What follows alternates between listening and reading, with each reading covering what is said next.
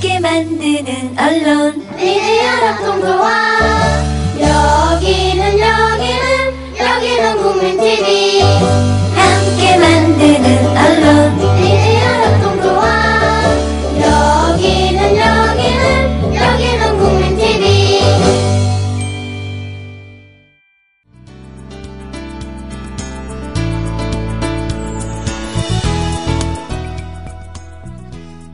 네, 안녕하세요. 그야말로 2촌가 3촌가 늦었더니 우리 이정일 PD가 소라 푸르른 소라를 틀어버렸군요. 예, 노차사 노래였습니다. 덕분에 굉장히 오래간만에 좋은 노래를 들었어요. 이 노래를 우리 노무현 대통령께서 우리라고 하면 안 되는데 노무현 대통령께서 소라 푸르른 소라 하고 이상한 느낌을 주는 경상도 사투리로 불렀던 기억이 살짝 나는군요. 예, 노혜경의 그 엽새 시작부터 옆길로 새버렸습니다. 예, 광고 듣고 돌아오겠습니다.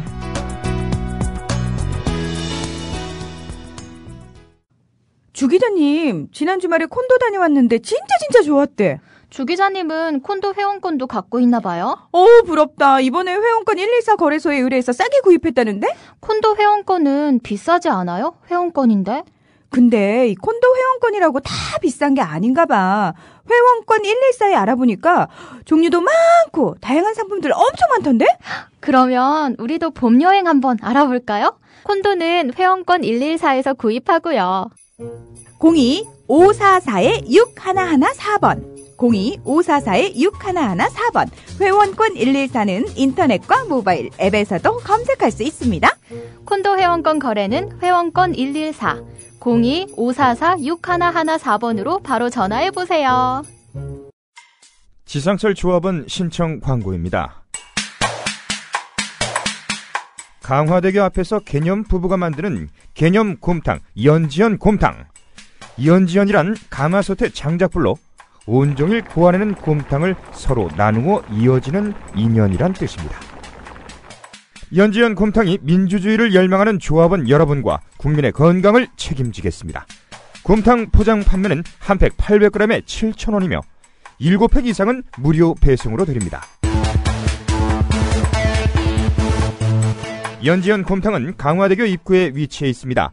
단체 주문 예약 및 포장 주문 전화번호는 010-7252-1114 010-7252-1114 031-989-9968 조합원 단체 예약은 10% 할인해드립니다.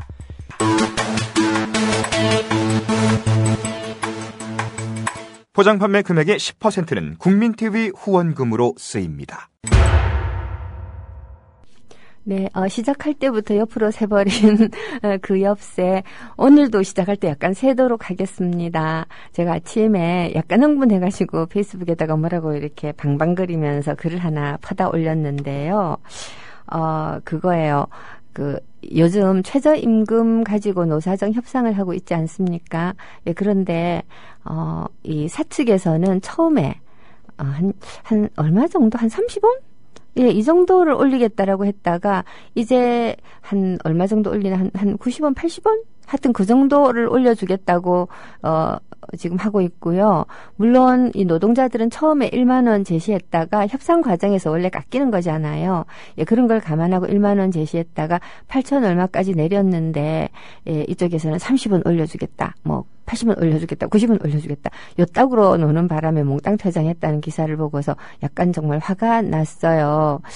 사실 이 최저임금 문제는 실제로는 대기업들이 최저임금이 문제가 되는 거죠. 그리고 대기업들이 하청업체가 최저임금밖에 지급하지 못할 정도로 쳐주는 단가들도 실제로는 문제가 되고요.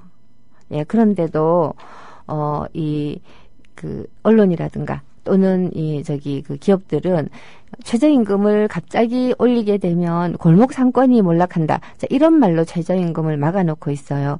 그래서 흡사 어떤 기분이 드냐면 박정희 때 보면 농촌을 무지무지하게 못 살게 만들어가지고 이제 그 인력을 빼다가 산업시설에 산업화지대에다가 투입을 했거든요.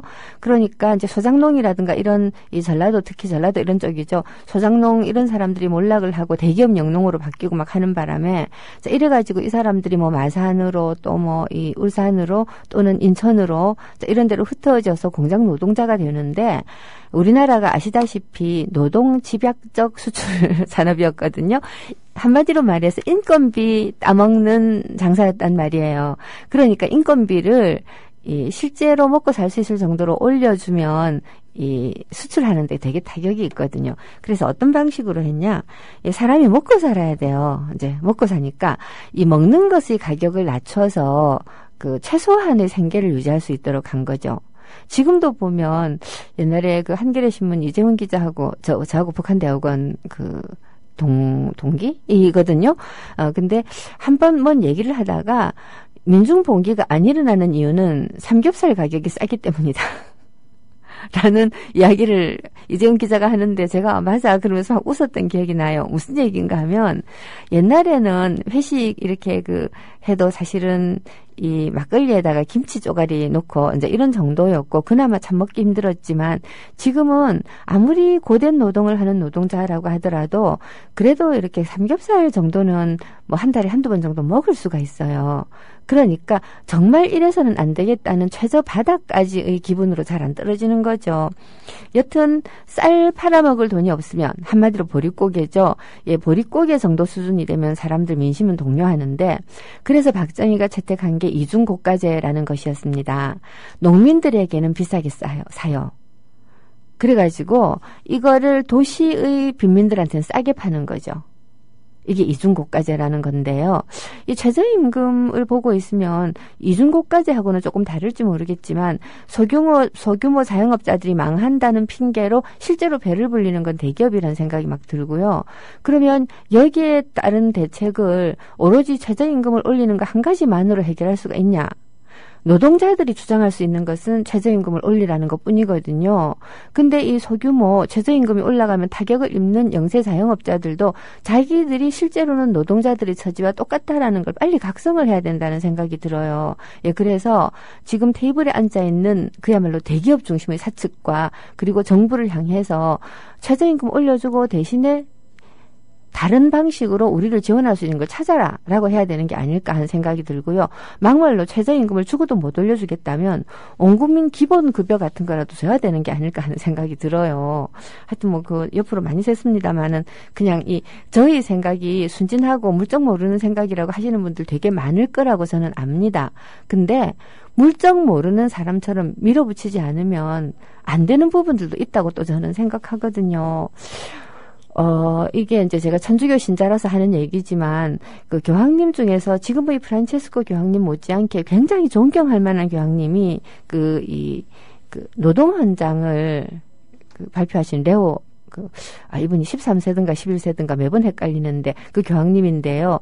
이 교황님의 노동헌장이라고 우리가 일반적으로 부르는 그 교서의 제목, 회칙이죠. 회칙의 제목이 첫 문장 두 마디가 새로운 사태거든요. 교황님의 회칙은 첫 글자 2개를 따가지고서 제목을 삼아요. 그래서 프란치스코 교황이 처음 발표한 회칙의 제목도 복음의 기쁨이거든요.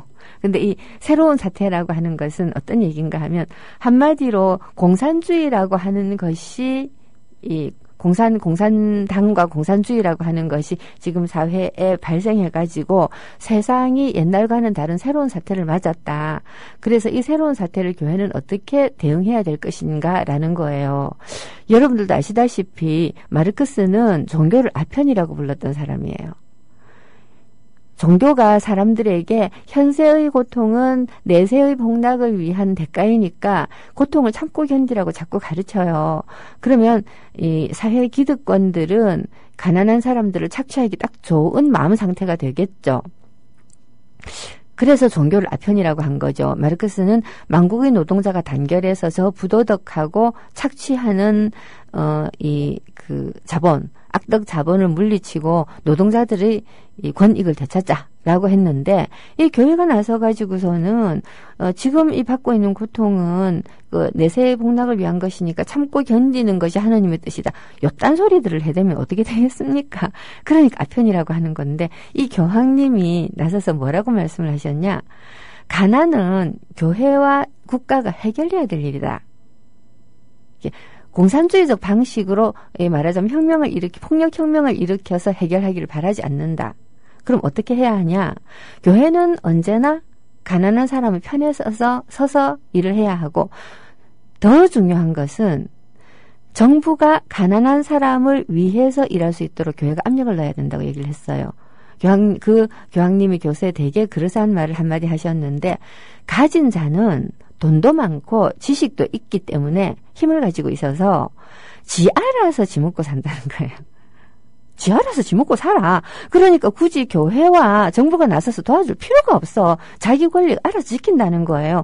근데 가난한 사람들은 가난하기 때문에 상대적으로 교육도 덜 받았고, 그러니까 안 되는 거죠. 못 하는 거죠. 그래서 교황님은 노동조합을 조직하라고 얘기했어요. 조합을 조직하고 교회는 도와야 되고 정부도 도와야 된다. 이건 노동자들이 마땅한 권리다라고 하면서 어떤 말씀을 하셨냐면, 보조성의 원리와 연대성의 원리라는 말씀을 하셨어요. 이거 되게 중요한 건데요. 보조성이라고 하는 거는 자기 자신이 스스로 도와야 된다는 거예요. 일어서야 된다는 거예요. 내가 나 자신을 돕기 위해서 일어서야 된다는 거예요. 그러니까 이런 불의 앞에서 내가 저항하지 않는다면 안 된다. 저항해야 된다. 반드시 해야 된다는 것이고, 연대성이라고 하는 것은 교회라든가 또는 좀 이렇게 부르주아지 계급이라든가 이런 가난한 당사자가 아닌 사람들이 있잖아요. 당사자가 될 수 없는 사람들이 그렇게 스스로 일어서고자 하는 사람들을 도와야 된다는 게 연대성의 원리예요. 그러니까 보조성은 당사자들이, 연대성은 이웃에서라는 건데, 이 두 가지는 하느님이 이 인간의 사회에 내려주신 일종의 명령 비슷한 걸로, 뭐 명령이란 단어는 없었던 것 같지만 저는 그렇게 받아들였거든요. 이게 이제 제가 84년도에 그때 당시에 요한 바오로 2세 교황이 한국에 방문을 하셨어요. 그 교회 이 창설 뭐 이렇게 뭐 그 200주년인가 뭔가를 맞이해가지고 아마 이렇게 103위 복자를 시성식 하러 오셨던 것 같아요. 근데 그냥 이렇게 성인 시성식만 딱 하고 가실 수 없으니까 여기저기 다니는데, 이제 광주에서 농민들과의 만남이라고 하는 행사를 기획해서 교황님을 유치하는 데 성공을 했거든요. 이게 부산에서 우리가 제2의 도시인데, 그때만 해도 80년대 그때만 해도 제2의 도시 맞거든요. 근데 광주만 가고 우리한테 안 오는 건 말이 안 되잖아. 예를 들어 뭐 인천이라든가 이런 데는 수도권이니까 서울에서 뵈면 되지만, 그래가지고 억수로 이제 국리를 한 끝에 그때 당시에 공단들이 이 부산을 중심으로 해서 울산, 창원 이렇게 이제 토끼 엉덩이에 몰려 있었거든요. 흔히 말하면 이 영남 개혁 벨트라는 이름으로 가끔 불리기도 해요. 왜냐하면 노동자들이 굉장히 많으면 노동조합이 결성이 많이 되고, 노조가 결성이 많이 되면 아무래도 진보적 정치 의식이 싹이 트죠. 그래서 이제 이거 영남 진보 벨트니 뭐 영남 개혁 벨트니 이렇게 불렀는데, 자, 우리가 이 부산이 벨트의 똥구멍에 딱 있으니까 그러면 노동자를 빙자해서 모시자. 노동자와의 만남을 빙자해서 모시자, 이렇게 됐어요.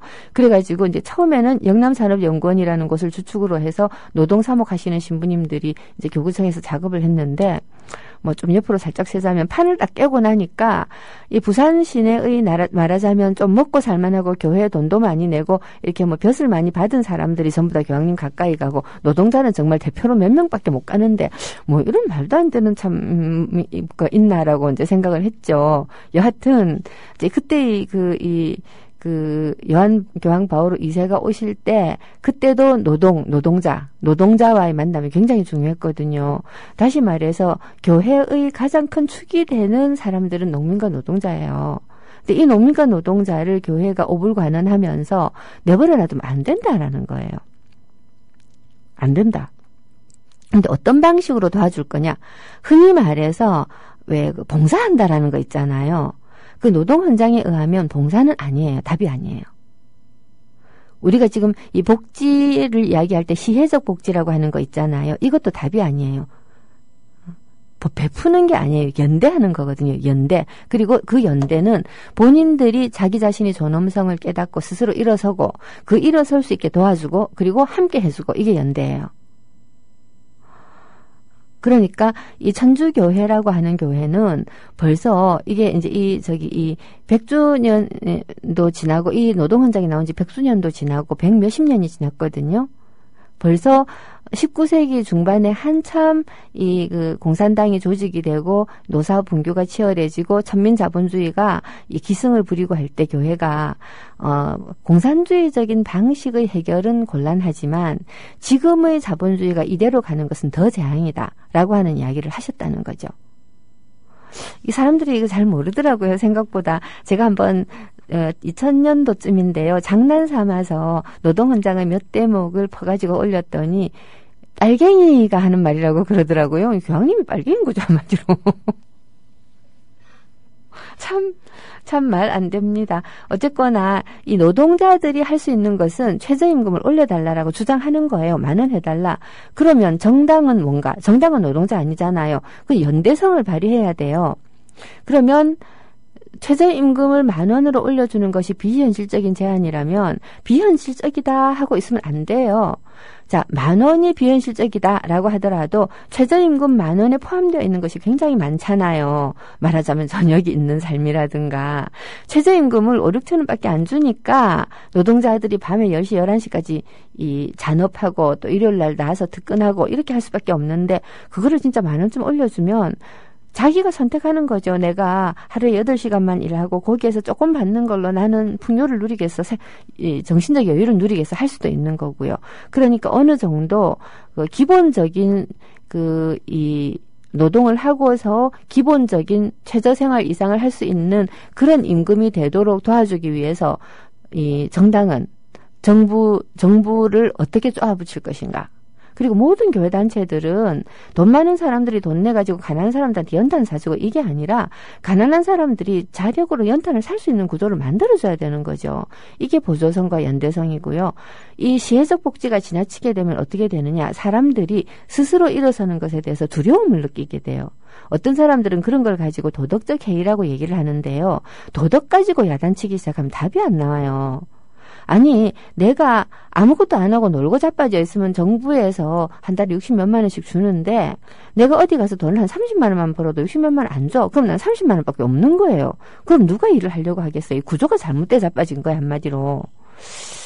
말이 좀 심한가요? 하여튼 뭐 그렇습니다.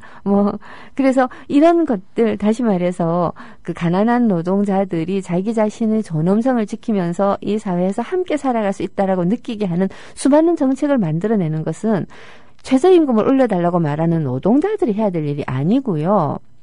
최저임금을 올리지 않더라도 그런 것과 똑같은 효과를 누릴 수 있는 사회를 만들기 위해서 다른 정책을 개발해내야 되는 정당과 그다음에 학계와 그리고 정부와 그리고 심지어 사업자들한테 있는 거죠. 이런 것들을 조금 더 구분을 해가지고 항상 눈앞에 보이는 사안에 대해서만 의견을 이렇게 이 언론들이요 의견을 제시하지 말고 좀 큰 기획을 하면 어떨까라는 생각이 들 때가 있습니다. 예, 그런 차원에서 있잖아요. 사실 만국의 노동자여 단결하라고 마르크스가 얘기했지만 혁명은 정말 착취받는 농민들이 있는 지역에서 더 많이 일어났거든요. 자, 어쨌거나 농민이 그야말로 이제 해방되어야 되겠다라고 결심하는 순간 혁명은 온다라는 게 한 50년대 정도의 굉장히 중요한 파워가 아니었을까 하는 생각이 드는데요. 자, 그래서 농민의 환심을 산다라고 하는 것은 사실 이렇게 사회주의자들에게 되게 중요한 문제였을 것 같아요. 북한으로 다시 돌아가서 북한이 굉장히 빠른 속도로 김일성이 권력을 장악하고 빠른 속도로 국가 건설을 하고 행정 조직을 완비하고 당 조직을 만들었다라는 얘기를 제가 그 엽세 이전에 땜빵 방송할 때 그때 말씀을 드렸는데 한 번 더 드려요. 북한은 1948년도에 대한민국이 건국을 할 무렵에 북한도 역시 이제 건국을 했는데요. 그러니까 한민족이 두 개의 국가로 완전히 갈라진 게 1948년 무렵이잖아요. 우리는 8월 15일, 북한은 9월 9일. 예, 근데 이때 북한에서 뭘 했냐면 토지 개혁을 해가지고 지주들에게서 토지를 몰수해가지고 그래가지고 농민들한테 분배를 했어요. 자, 그러니까 농민들이 땅을 가지게 되면서 일단 아무리 작은 땅이라도 자기 땅을 가지게 되면 굉장히 안정이 되잖아요. 그리고 이 공산당을, 이 조선노동당을 엄청나게 지지를 하게 됐죠. 되게 이제 인기를 얻었습니다. 이제 김일성이 이 인기를 기반으로 해가지고서 한 50년대까지 6.25 전쟁을 일으켰다라고 하는 내부 책임론을 정말 참 요령 있게 피해가기도 하면서 살아남았는데요. 이제 김일성이 50년대 후반이 되면서 점점 이 국가사회주의자가 되어가는 거죠. 물론 그 전부터 국가사회주의자였는지는 모르겠지만 보고 배운 것이 스탈린이기 때문에 스탈린은 국가사회주의자거든요. 보고 배운 게 스탈린이기 때문에 아마 스탈린 방식으로 자기도 우상숭배 받고 1인 독재하고 이제 이러려고 했겠는데, 자, 그러려면 자기 토지를 이미 분배받아서 상당히 보수층이 되어가고 있는 농민들을 어떻게 할 것인가가 굉장히 중요한 문제예요. 굉장히 중요한 문제인데, 자, 이거를 중국에서도 마찬가지 상황이 벌어져서 중국에서는 이제 인민농장 뭐 이런 걸로 집단농장화 시켰다고 하더라고요. 이 북한에서는 협동농장이란 이름으로 농민들을 집단으로 구성하기 시작을 했어요. 한 사람 한 사람이 토지를 분배받아서 개별자로 있던 사람들을 마을 단위로 농장을 만드는 거죠. 처음에는 토지가 협동농장의 소유가 됩니다. 다시 말해서 이런 비유를 하면 조금 미안하지만 왜 보면 구원파라든가 신천지라든가 옛날에 JMS라든가 이런 이 유사 종교들이 보면 이 전재산 갖다 바치고 그리고 이제 거기에서 이렇게 시키는 일을 하고 분배받아서 살고 막 이러잖아요. 여하튼 간에 북한에서도 농민들한테 토지를 이제 자발적으로 협동농장을 결성하도록 유도를 해요. 사실 바람잡이가 몇 명 있으면 이게 자발적으로 협동농장 만드는 거 그렇게까지 힘든 일은 아니라고 생각을 합니다. 예, 언론을 통해서 협동농장 만드는 게 굉장히 좋은 일인 것처럼 하고, 협동농장으로 하게 되면 이렇게 말하자면 함께 일하고 함께 분배한다 이렇게 되잖아요. 이게 대부분의 사람들은 자기는 일을 덜 하고 남이 일한 걸 좀 받아 먹고 싶어하는 습성이 있으니까 단체로 일을 하게 되면 자기가 일을 덜 할 수도 있다는 착각을 좀 해요. 심리적으로. 물론 그때 협동농장에 토지를 이렇게 집어넣고 협동농장으로 만들었던 사람들이 저 같은 생각을 하지는 않았을 거예요. 뭔가 협동농장으로 가는 것이 이 사회주의 국가 건설에 되게 중요한 부분이고, 그리고 또 그게 훌륭한 일이고, 또 소출도 많아지고, 말하자면 우리 협동농장에서 좀 더 많이 생산한 걸 딴 데 줘가지고서는 잘 먹고 잘 살게 하고 이런 생각을 했을 수도 있는데, 좋은 생각이든 나쁜 생각이든 치사한 생각이든 위대한 생각이든 간에 여하튼 이런저런 생각들이 모여서 협동농장으로 가는 방향으로 갔다는 겁니다. 이 협동농장으로 가고 이렇게 하고 하는 이러한 이 방식들은 엄밀하게 말해서 인간이 본능적으로 지니고 있는 어떤 생존 본능이라든가 욕망이라든가 이런 거하고는 좀 위배가 되는 약간 거룩한 마음을 좀 가져야지 할 수 있는 일이에요. 김일성에 대해서 이러니까 지식인이라든가 이런 계층들은 여전히 지지를 하고 김일성이 하는 정책에 대해서 좋다고 생각을 하는데, 당하기 시작하는 당사자들 사이에는 불만이 막 생기죠. 안 그렇겠습니까? 또 땅 줘갖고 한 10년 잘 갈고 살았는데 왜 협동농장 하래? 이게 농민들의 저항이 굉장히 있었어요. 자, 이 저항을 이제 꺾고 결국 협동농장화에 성공을 하고 나중에는 이 토지가 국유화가 되는 거죠. 이런 방식으로 말을 장악한, 김일성이 말을 장악했다고 할 수 있거든요. 언어, 방송지가 장악했죠. 그 다음에 신문 장악했죠. 출판 장악했죠. 거기다가 학교도 장악하고 있잖아요. 사람들을 우리식으로 말하면 세뇌, 자기식으로 말하면 인간 개조 시킬 수 있는 모든 자료를 다 가지고 있어요. 김일성 치하, 다시 말해서 북조선이 건설되고 나서 태어난 아이들은 온통 그런 말만 듣고 크니까 일제시대 때부터 살아남아 왔던 살아서 이렇게 나이가 들었던 사람들만 김일성에 대해서 불만을 가지지, 나머지 사람들은 이게 마땅한 현실이라고 생각할 때는 불만을 가질 여지가 없어지는 거잖아요. 자, 이런 상황 속에서 김일성은 자기의 상황에 대해서 입대고 반항하고 하는 옛 엘리트라고 불렀어요. 옛 엘리트들을 어떻게 처리할 것인가가 굉장히 중요한 문제가 되는 거죠. 김일성의 내놓은 교시들에 보면 옛 엘리트들, 옛날 엘리트들, 즉 일제시대 때 교육받은 사람들을 얘기하는 거예요. 이런 사람들에 대한 비판, 비난, 또 지도 개몽 이런 얘기들도 꽤 상당히 많이 나오죠. 어떻게 처리할 것인가. 가장 극단적인 사례가 임화예요. 죽였잖아요. 그냥 죽여버렸어요. 그리고 슬프고 비극적인 사례가 제가 거듭 강조하듯이 염소 치러 갔던 백석. 다시는 못 돌아왔죠. 그냥 염소 치다가 언제 죽었는지도 몰라요. 우리는 솔직히 뭐 다양한 썰이 있어요. 그렇지만 확인하기는 참 어려워요. 자, 이렇게 이제 이 사형당한 임화에서 염소 치러 저기 어디 삼수갑산으로 가버린 백석에 이르기까지 옛날 엘리트들 가운데 같은 사회주의자지만 자기 자신의 신념에 의해서 사회주의를 선택한 사람들은 사회주의 내부에서도 논쟁하고 싶겠죠. 이거 우리 사회주의이긴 한데 잘 가는 거야, 못 가는 거야. 내부적으로 논쟁이 없는 집단은 썩어요. 근데 이런 논쟁들을 할 수 있다는 것은 건강한 개인이 있다는 이야기인데 이런 건강한 개인들이 한 명씩, 두 명씩 사라지는 거죠. 제가 지난 시간에 들려드렸던 김순석의 시 기억나시죠? 마지막 오솔길. 그렇게 아름다운 시를 써낼 수 있는 풍부한 감성을 지니면서도 동시에 세상을 바라보는 건강한 시각을 가지고 있었던 시인들이 이 부르주아적이니 어쩌니 하는 말을 부르주아적이니 하는 소리를 들으면서 한 명씩 두 명씩 퇴출되는 거죠. 자, 이게 60년대 내내 일어났던 일이에요. 그리고 그 과정은 농민들이 땅을 빼앗기고 협동농장의 노동자, 일종의 노동자지요. 농업 노동자로 전락해가는 과정하고도 거의 이렇게 괴를 같이 하죠. 김일성은 50년대 후반에 중공업 정책을 펴면서 이 공장을 짓는 것에 굉장히 주력을 많이 했어요. 공장을 짓는 것에 주력을 많이 하고 이 공장 노동자들한테 박정희와는 좀 다른 차원에서 이 밥을 공급을 해야 되니까 협동 농장이 필요했을 수도 있겠다라는 생각은 들지만 그런 것도 있지만 그보다는 지배를 용이하게 하기 위해서는 개체로 남아있는 사람이 없어야 된다. 이게 되게 중요해요.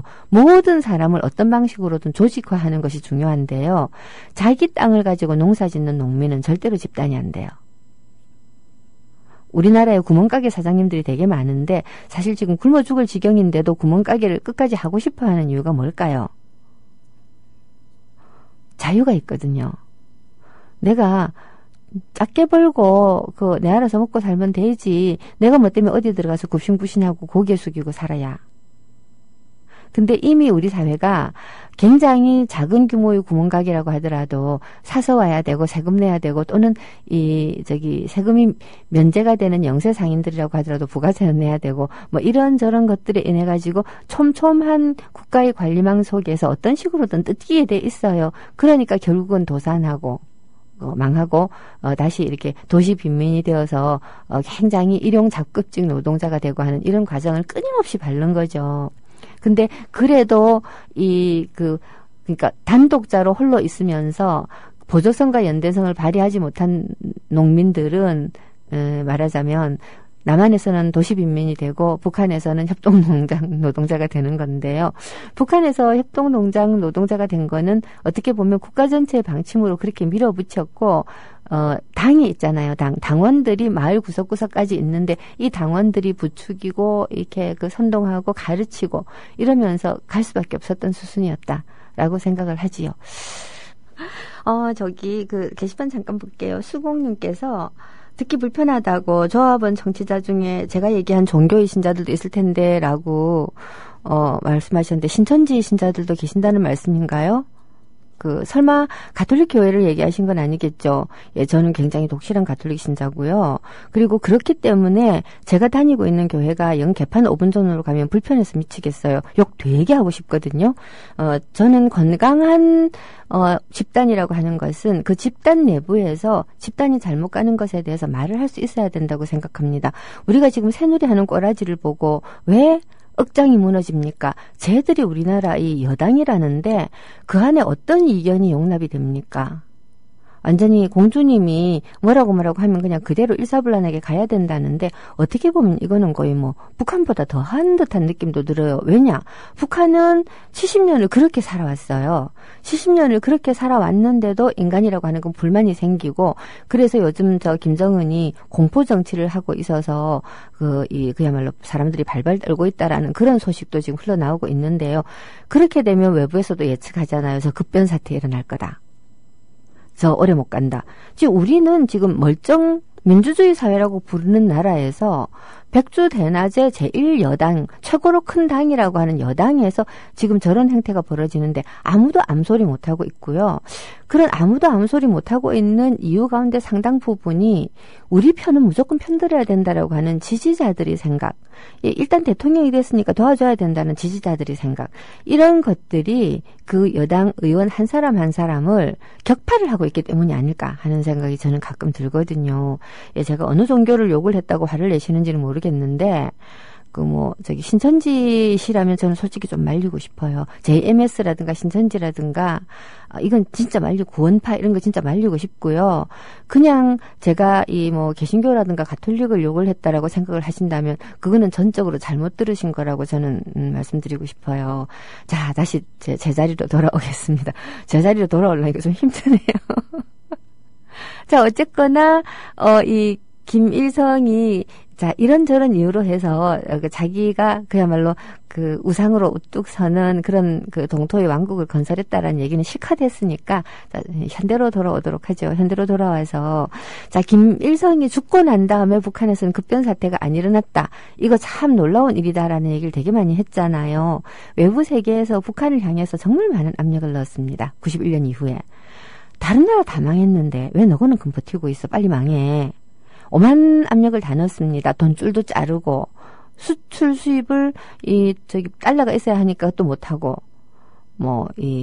정치적 봉쇄, 외교적 봉쇄, 이 경제적 봉쇄, 오만 봉쇄를 다 했는데 이제 그거를 이겨내고 고난의 형군도 견디고 그렇게 하고 오늘날 3대 세습까지 이제 해치웠다. 자, 이 이유가 뭘까라는 것에 대해서 학자들이 정말 연구를 많이 해요. 사실상 북한 연구의 대부분은 우리 같은 북한 대학원 학생들이나 북한이 67년에 뭐 했구나, 북한이 50몇 년에 뭐 했구나 이런 거 이제 세세하게 연구를 하지, 대부분 외국 학자들의 관심사는 북한 역사를 공부하는 이유가 북한이 언제 망할까 또는 왜 안 망할까 이런 걸 연구하기 위해서라고 해도 별로 과언이 아니라고 저는 생각이 돼요. 그냥 단순히 어떤 역사를 공부한다라는 게 단순히 호기심, 그것이 알고 싶다라고 하는 지식 차원에서는 아니잖아요. 언제나 현재의 상황을 어떻게 이해하고 그리고 미래를 어떻게 예측할 것인가 또는 어떻게 설계할 것인가, 이런 차원에서 과거를 공부하는 것이기 때문에 이제 북한이 94년도에 김일성이 죽고 난 다음에 어떻게 안 망했을까 하는 게 사람들한테는 굉장히 중요한 관심거리예요. 자, 이때 당시에 만약에 북한이 대기근이 밀어닥치질 않았다면 어쩌면 북한은 우리가 생각했던 것보다 빨리 개방도 하고 훨씬 잘 살게 되었을 수도 있겠는데요. 여하튼 못 그랬잖아요. 이 기근이 밀어닥치고 사람들이 굶어 죽는 것은 그때 당시의 북한이 처해 있었던 현실로 보면 당연한 수순이죠. 그 기근이라고 하는 것은 오게 되어 있어요. 왜냐? 아시다시피 이 지구온난화라고 하는 말로 우리가 보통 표현을 하지만 이 지구의 기후가 불안정하잖아요. 굉장히 불안정해져서 이 사시사철 사계절이 딱 있고 여름에는 장마가 오고 하는, 그리고 봄 가을에 일정한 비가 내려주고 해서 농사짓기 딱 좋던 그러한 한반도에서부터 굉장히 기후가 불안정하고 한 번 비가 내리기 시작하면 집중호우가 내리고 또 안 오면 한참 안 오고 하는 이런 식의 그 땅으로 바뀌어가고 있었거든요. 이미 80년대부터 그런 현상은 가속화되고 있었죠. 자, 근데 이제 거기에 대해서 이 남한 같은 경우는 이 나무도 많이 심고 이렇게 해가지고서 이렇게 대비도 많이 하고 댐도 만들고 했는데 북한도 아마 그렇게 했겠죠. 자, 했겠죠만은 이 80년대 후반부터 차츰차츰 경제가 어려워지면서 이제 그런 것들에 대한 관리가 약하고, 더 중요한 거는 북한이 농사 짓는 방법이 주체농법이라고 해가지고 근본적으로 북한은 농토가 태부족한 지역이기 때문에 홀랑홀랑 깎아가지고 산 꼭대기까지 논 만들고 거기다가 이제 기계 영농으로 물대고 비료 집어넣어 갖고선 지질 살리고 이렇게 하다가 기름을 석유를 수입을 못하게 된 거예요. 자, 이렇게 되면 막 그냥 망하는 거죠. 자, 이 상황에서 당연히 닥칠 수밖에 없는 가뭄과 홍수 이런 것들이 있었을 때 여기에 대응하는 국가의 능력이 약하다라는 거죠. 예, 약할 수밖에 없어요. 그래서 대기근이 없었더라면 이라고 하는 이 가정보다는 대기근에도 불구하고 북한은 좀 더 잘할 수 없었을까? 라고 하는 질문을 할 수 있어요. 여기에 이제 북한이 살아남은 비결이자 북한의 오늘에 대한 딜레마가 있어요.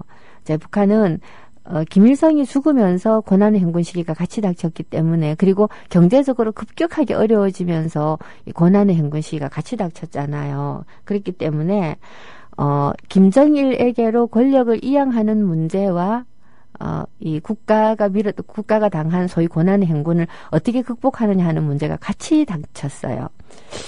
만약에 제대로 된 지도자라면 어느 쪽을 선택할까요? 고난의 행군을 극복하고 그 사람들이 어떻게든 덜 굶어 죽게 하고 하는 쪽으로 집중을 하겠지만은 북한은 다르게 선택했어요. 김일성이 성공적으로 권력을 이어받는 쪽을 선택을 한 거죠.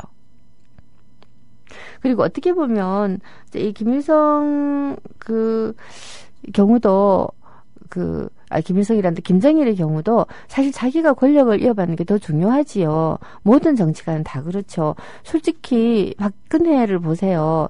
자기 권력을 유지하는 게 지금 모든 것보다 가장 중요하잖아요. 일본이 이렇게 강제징용 아니라고 어들어대든지 말았든지, 미국이 우리한테 가스를 팔아먹겠다고 하든지 말았든지, 탄저균이 들어오든지 말았든지, 메르스로 사람들이 죽든지 말았든지, 자기 하고 싶은 것만 하잖아요. 물론 이 경우는 우리가 가장 최악의 정치가를 대통령으로 뽑았기 때문인데, 북한은 일단 80년대부터, 심하게는 60년대부터 준비된 후계자가 있었어요. 이 준비된 후계자가 있었음에도 불구하고 그 나라를 한 몇십 년 동안 지배해온 김일성이 죽었다라고 하는 것은 굉장히 심각한 문제예요. 거의 50년을 지배했잖아요. 이 50년을 지배해온 지도자가 죽었다라고 하는 거는 거의 신이 죽은 거나 다름이 없는 것이죠. 이것을 어떻게 극복하고 그 신의 자리를 김정일이 이어받을 수 있을까? 이게 북한에서 굉장히 중요한 전략이고, 외부 세계에서도 이 부분에 대해서 무지무지하게 이 관심을 기울일 수밖에 없는 것이죠. 어떻게 그게 가능했을까? 어떻게 가능했을까라고 하는 이야기는 김정은은 또 어떻게 물려받았을까 하는 이야기하고 굉장히 비슷하지요. 이게 두 가지 정도를 얘기해요, 사람들은. 일단 김정일이 이 권력을 이어받은 것은 김정일만 이어받은 것이 아니고, 김정일의 후견 그룹이 있어요. 자기 아버지의 부하였던 사람들 있잖아요. 이 부하였던 사람들이 옹위를 해서, 우리 사극 영화에 보면 능양군파하고 연산군 맞나? 광해군이구나. 예, 광해군. 이 광해군파하고 도와주는 사대부들이 어느 쪽이 세가 강하냐에 따라서 결국 반정으로 성공하기까지 하고 그러잖아요. 자, 이런데 이 북한에서는 이 지배 엘리트 그룹들이 단일한 그룹인데, 그 단일한 그룹이 몽땅 김정일을 지지를 한다. 그러면 승계하기가 쉽겠죠. 이런 것이 하나 있었고, 또 두 번째로는 단순히 윗대가리들만 지지한다고 해서 아무리 북한이라고 하더라도 쉽게 되진 않아요. 바닥이 지지를 해줘야 돼요. 자, 그래서 굉장히 고전적인 방법을 씁니다. 말하자면 우리의 지도자가 뭔가 굉장한 사람이다라는 걸 보여주는 전략.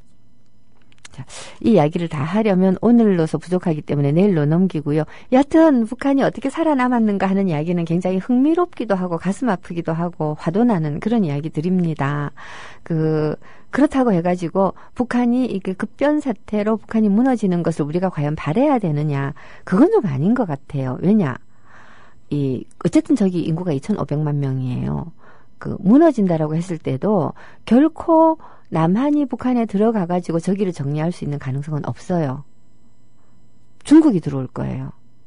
그리고 저기가 정말 무너지는 것은 어떤 의미로는 중국과 미국이 이 한반도에서 직접 맞대면 한다라는 얘기가 되거든요.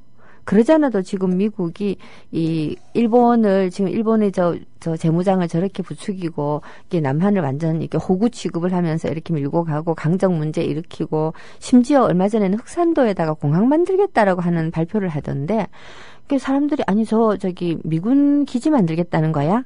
라는 식으로 말이 바로 나오잖아요. 뭐 공항이 있을 이유가 하나도 없는 지역에 공항을 만들겠다라고 하는 거는 중국을 겨냥한 레이더 기지를 만들겠다는 소리나 다름이 없어 보이는데 그런 얘기들이 막 나오고 하는 걸 보면 이 미국은 중국이 경제 대국에 이어서 군사 대국이 되는 걸 굉장히 두려워하고 있다는 얘기인데요. 이게 한반도라고 하는 게 정말 완충지대죠. 우리가 정신을 바짝 차리면 나머지 이 강대국들을 쥐고 흔들 수 있는 우리가 정신을 못 차리고 있다가 보면 아니 너무 나라 전쟁하는데 우리나라가 땅 빌려준 꼴이 된 게 청일전쟁하고 러일전쟁이잖아요. 또 그런 꼴이 난다는 거죠. 옛날처럼 사람이 직접 죽고 막 폭탄이 날아다니고 칼이 막 휘둘리고 하는 이런 전쟁은 아닐지라도 모든 첨단 무기의 경쟁에 또 이렇게 모든 이상한 세균 실험에 온갖 짓을 하는 현장이 될 수도 있는 것이지요. 자, 그래서 답답하지만 여하튼 50년대란다. 90년대 초반 이후에 북한이 어떠했는가 하는 이야기로 내일부터는 연도를 좀 옮기도록 하겠습니다. 자, 그러면 내일 뵙겠습니다.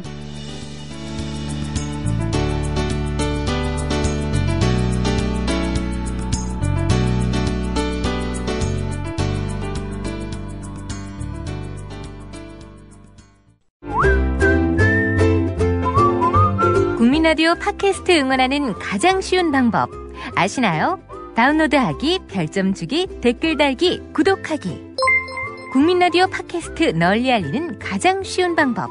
다운로드하기, 별점 주기, 댓글 달기, 구독하기. 기억하세요. 다운로드하기, 별점 주기, 댓글 달기, 구독하기.